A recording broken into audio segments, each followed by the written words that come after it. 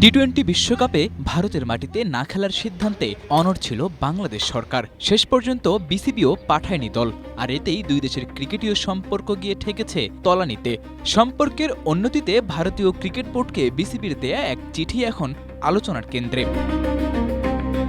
চলতি বছরের আগস্টে বাংলাদেশ সফরে আসার কথা টিম ইন্ডিয়ার, কিন্তু এখনও বিসিসিআইয়ের পক্ষ থেকে আসেনি কোনো আনুষ্ঠানিক ঘোষণা। তাই তো এই সিরিজ নিয়ে বাড়ছে নানা জল্পনা। ভারতীয় গণমাধ্যম নিশ্চিত করেছে আগস্টের সেই সিরিজকে কেন্দ্র করেই বিসিবি চিঠি পাঠিয়েছে বিসিসিআইকে। আর সেই চিঠি নিয়েই এবার নতুন গেম খেলছে মিথুন মানহাসের বিসিসিআই।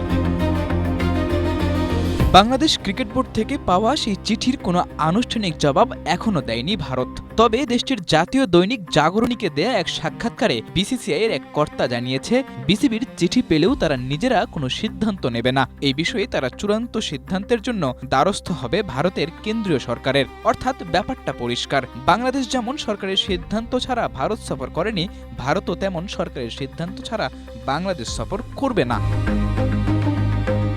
ভারত বাংলাদেশের মাঠের ক্রিকেটে উত্তেজনা অনেক পুরনো ঘটনা হলেও দুই দেশের ক্রিকেট বোর্ডের মধ্যে সমঝোতা কিংবা রাষ্ট্রীয়ভাবে কূটনৈতিক সম্পর্কও বেশ ভালোই ছিল।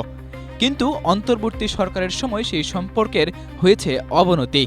ক্রিকেটের মধ্যে দিয়ে দুই দেশের সেই পুরনো প্রেমে লাগতে পারে নতুন হাওয়া। সাদাতুর রাফি, এশিয়া পোস্ট।